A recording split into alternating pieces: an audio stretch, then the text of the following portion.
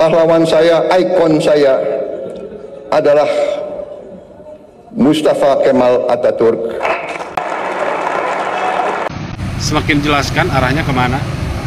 Saya sangat bersyukur ya di pemilu 2024 kemarin saya tidak memilih beliau ya.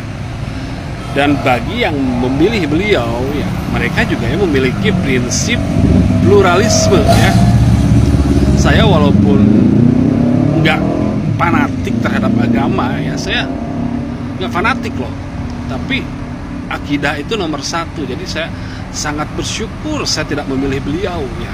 Guys, udah dengar kan pidatonya Presiden Prabowo di Turki guys, bahwa beliau katanya membanggakan seorang figur ikon, bahkan menjadikannya seorang pahlawan baginya, yaitu Mustafa Kemal Atatürk, ya kan? Khususnya nih buat umat muslim nih, ya kan? Coba cari, coba searching, coba googling, coba cari tahu itu siapakah sosok seorang figur Mustafa Kemal Atatürk. Nah, biar paham, kalian masih bangga dengan orang yang membangga-banggakan bahkan menjadikannya pahlawan seorang Mustafa Kemal Atatürk. Coba cari tahu, coba cari tahu. Kalian masih bangga, mikir. Kalian nih yang ngaku-ngaku umat muslim nih, yang ngaku-ngaku umat muslim, masih bangga. Hah, coba cari. Jangan diem baik, jangan blow on. Cari. Siapakah itu sosok seorang figur Mustafa Kemal Atatürk? Kacau. Assalamualaikum warahmatullahi wabarakatuh. Selamat bergabung teman-teman semuanya ya. Kali ini saya Tuan Logika ya ingin menanggapi satu video tentang perkataan daripada Pak Prabowo Subianto, yaitu dalam video tersebut saya lihat ya bahwasanya beliau itu sangat mengidolakan sosok pemimpin Turki, yaitu Mustafa Kemal ya. Nah, ini sangat miris kalau saya lihat teman-teman. Ya mudah-mudahan ini bukanlah asli ya. Mudah-mudahan ini adalah bagian atau editan atau apalah gitu. Karena kalau memang ini benar-benar terjadi, bahwasanya Pak Prabowo itu mengidolakan sosok Kemal itu, Mustafa Kemal itu, wah ini bahaya teman-teman. Karena gimana? Ini mohon maaf, kita nggak usah bahas agama dulu ya.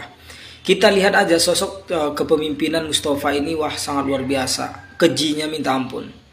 Gitu. Nah ini kalau sosok pemimpin yang dikagumi oleh Pak Prabowo saja seperti itu, kita takut kepemimpinannya ke depan itu akan melakukan hal yang sama begitu.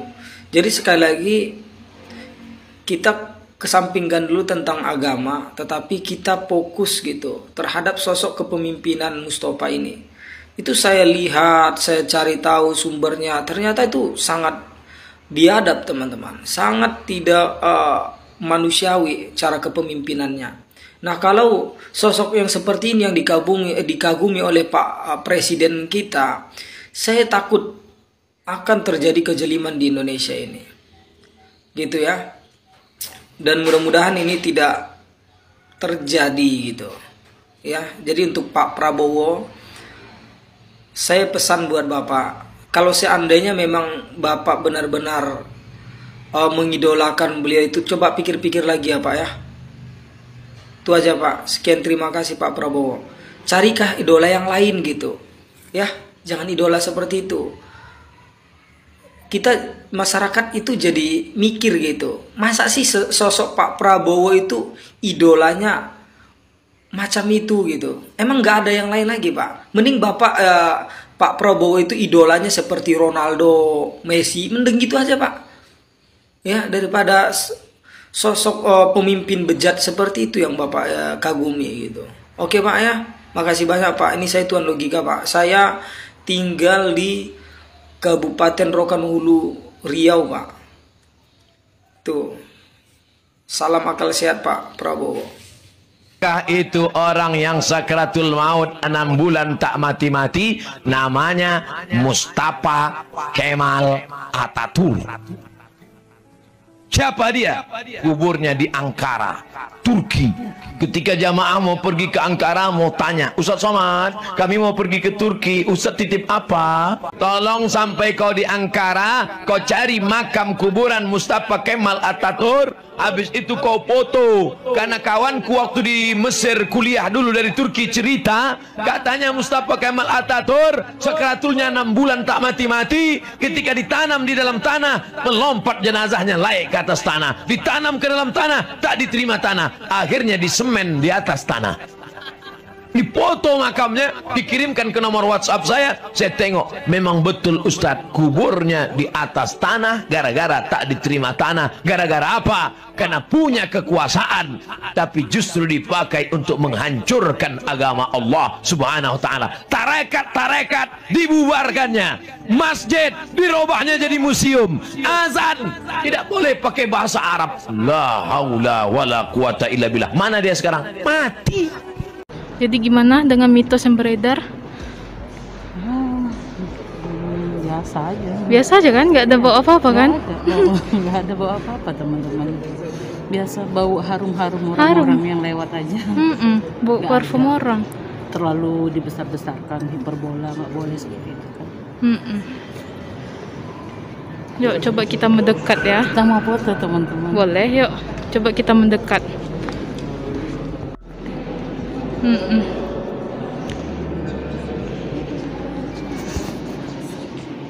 Itu makamnya teman-teman. Sini, mengapa kemarin kami berjuang mati-matian untuk perubahan? Makin kesini makin jelas terlihat, ya. Tapi itu hak mereka untuk mendolakan siapapun. Hanya kita tahu dong, sepak terjangnya Kemal Atatürk itu sudah banyak dikisahkan, ya. Ya itulah, semua pilihan pasti ada alasannya, dan alasan kami sangat tepat, berada di barisan perubahan. Ketika Pak Anies ditanya pengen makan malam sama siapa, dan dia menjawab dengan Rasulullah Muhammad SAW, masih ada jejak digitalnya. Beda memang, sangat beda. Dilematis kita ini sebagai mayoritas umat muslim terbesar di dunia mempunyai pemimpin semacam Prabowo Subianto ini. Anies Baswedan ketika ditanya oleh mahasiswa, dia itu mengagumi sosok baginda Rasulullah Shallallahu Alaihi Wasallam, sedangkan Prabowo Subianto mengagumi sosok sekuler, sosok diktator Mustafa Kemal Atatürk. Mustafa Kemal ini adalah tokoh sekuler, pemimpin Turki yang terakhir di masa kejayaan Islam. Di tangan Kemal Atatürk ini, Turki yang dulunya negara yang memegang teguh tauhid, di tangan Kemal Atatürk ini berlahan-lahan menjadi negara yang sekuler. Simbol-simbol Islam semua dibredel di era kepemimpinan Kemal Atatürk ini. Tidak boleh ada orang yang membaca Al-Quran. Tidak boleh ada orang yang mengaji. Bahkan suara azan tidak boleh menggunakan bahasa Arab, harus menggunakan bahasa negaranya. Jika ada ditemui masyarakat yang azan memakai bahasa Arab, akan ditangkap, akan diadili, dan akan dibunuh. Dilematis benar. Kenapa si Prabowo ini malah mengagumi sosok tokoh sekuler pembubar dinasti Islamiyah? Andai dinasti Islamiyah tidak bubar, insya Allah kayaknya sih Palestina yang sekarang ini yang lagi dijajah Israel nih, tidak mungkin ada yang berani menjajah Palestina. Terima kasih. Salam NKRI. Oke, untuk yang terhormat pimpinan tertinggi Republik Indonesia yaitu Bapak TNI Purnawirawan Haji Prabowo Subianto selaku Presiden Republik Indonesia. Mohon maaf Pak ya, izin bersuara kembali rakyat yang hidupnya ya dari kalangan bawah ini ya. Jadi menanggapi video yang Bapak sampaikan, nggak ada salahnya Pak mengidolakan seseorang itu. Saya pun punya idola ya. Tapi sebelum dijadikan idola itu seharusnya ditelisik dulu Pak latar belakangnya ya. Orang ini sepak terjangnya seperti apa ya. Terus latar belakang seperti apa itu harus tahu, sedikit banyaknya harus tahu gitu ya. Kalau saya sendiri nggak jauh-jauh Pak mengidolakan itu. Kalau soal Kemal Atatürk ini saya juga ya sedikit banyak pernah membaca buku sejarahnya kok ya. Tapi saya pribadi tidak mau bahas Kemal Atatürk karena misalkan dia itu apa ya, akhlaknya baik pun juga nggak ada kontribusinya untuk bangsa ini ya. Apalagi kalau yang pernah saya baca ya latar belakangnya sangat tidak membuat saya enak hati ya. Dari kesimpulannya kalau saya pribadi soal mengidolakan itu, saya nggak mengidolakan pahlawan dari bangsa asing ya. Cukup mengidolakan dari bangsa sendiri, karena dengan mengidolakan bangsa sendiri atau dengan mengidolakan para pahlawan bangsa sendiri secara tidak langsung kita yang termasuk orang yang menghargai jasa-jasa mereka ya, karena bangsa yang besar itu adalah bangsa yang mampu atau bisa menghargai jasa-jasa pahlawannya ya. Itu kalau saya pribadi selaku masyarakat yang bodoh ini ya. Kalau soal Kemal Atatürk ya itu ya saya nggak tahu menau ya, dan nggak mau tahu ya. Intinya kan yang saya tahu dari buku-buku atau dari istilahnya apa ya, situs-situs ya, kisahnya kan seperti itu ya. Jadi kalau saya sendiri ya lebih bangga mengidolakan Kapiten Patimura ya, Cut Nyak-Dien, Sultan Hasanuddin ya, Panglima ya, Jenderal Sudirman dan lain sebagainya sebagai putra-putra kusuma bangsa ya. Karena apa? Dengan mengidolakan dari bangsa sendiri atau pahlawan bangsa sendiri, sedikit banyaknya kalau orang itu mau merenung, pasti ada ilmu yang kita petik Pak ya. Ilmunya apa ya? Ilmunya tadi, dengan menghargai para pahlawan atau mengidolakan para pahlawan, kita bisa merasakan, oh iya, seandainya kalau tidak ada mereka-mereka ini, bangsa ini seperti apa lah, kesana ilmunya ya. Seandainya tidak ada mereka-mereka yang mengorbankan jiwa raganya, bangsa ini seperti apa, kesana ilmu yang saya dapat kalau saya ya dengan mengidolakan para pahlawan bangsa. Nah, jadi kalau soal mengidolakan ya nggak ada yang salah, namanya mengidolakan. Tapi kalau saya pribadi yang awam,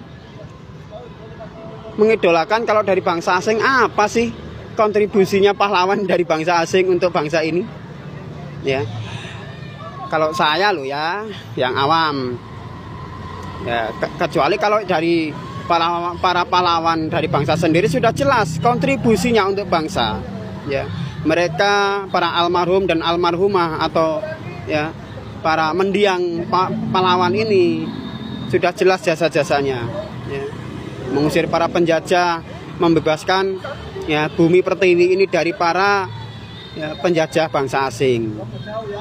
Dan ilmu yang lebih penting lagi, dengan mengidolakan para pahlawan bangsa, kalau para aparat dan pejabat itu mau menggunakan akal yang jernih, pasti dia akan timbul rasa patriotisme yang tinggi ya.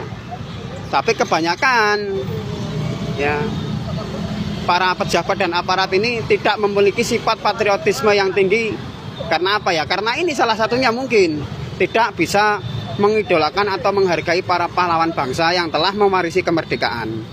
Loh, kok saya bilang demikian? Iya, Kenapa saya berucap demikian? Seandainya kalau memang iya para pahlawan, para aparat dan pejabat bangsa ini mengidolakan dan menghargai jasa pahlawan, kenapa setelah diwarisi kemerdekaan, setelah diwarisi ya bangsa ini, kok yang duduk di bangku pemerintahan, yang di bidang hukum dolim sama rakyat kecil, ya menindas yang lemah, ya, yang katanya sebagai wakil Tuhan, ya, kalau yang di kejaksaan juga jual beli hukum, yang duduk di kursi pemerintahan, ya suka merugikan rakyat. Apakah itu namanya yang menghargai jasa pahlawan? Bagi saya yang awam tidak. Karena para pahlawan bangsa ini dulu rela berkorban jiwa raga, tujuannya agar rakyat dari Sabang sampai Merauke ini bisa merasakan kemerdekaan yang seutuhnya. Itu kalau dari saya, ya nggak tahu kalau dari pemikiran para aparat dan pejabat. Ya, kemerdekaan yang seutuhnya bagaimana? Kemerdekaan dari sisi keadilan. Karena dulu ya pejuang bangsa ini berjuang tujuannya ke sana agar generasi bangsa ini dapat keadilan di bangsa sendiri. Karena dulu ditindas Pak, ya diperlakukan dengan tidak adil pribumi ini oleh para bangsa asing. Ya hasil panen, ya kekayaan alam dikuasai bangsa asing. Ya. Kenapa saya berucap demikian? Ya karena yang saya rasa yang duduk di kursi pemerintahan ini sekolahnya memang tinggi-tinggi, tapi jiwa patriotismenya kurang. Bahkan mungkin kalau saya yang bicara nggak ada jiwa patriotisme yang tinggi. Nah, buktinya yang jadi aparat menindas rakyat, yang ahli hukum jual beli hukum, ya mendolimi rakyat dengan berbagai macam cara. Itu karena tidak mengidolakan para pahlawan bangsa. Ya. Sebenarnya kita ini belajar nggak jauh-jauh kalau dari saya yang awam. Bangsa kita kan lagunya sudah jelas, ya. Syairnya ada yang berbunyi ini, bangunlah badannya, bangunlah jiwanya. Nah ini, sementara untuk saat ini bangsa Indonesia badannya sudah dibangun belum? Masih banyak yang tertinggal. Kalau soal pembangunan, terutama di daerah ya Indonesia bagian timur, mungkin di pelosok-pelosok yang lain juga masih banyak. Ya, dari fisik belum tersentuh semuanya. Kalau dari jiwanya malah nol. Jiwanya siapa yang dibangun? Ya seharusnya jiwanya para pemimpin Pak. Kalau memang bertuhan, bangunlah jiwanya. Supaya apa? Supaya tidak semena-mena sama rakyat, ya. Supaya tidak menghalalkan segala cara untuk mendapatkan kekayaan sehingga rakyat ya sengsara.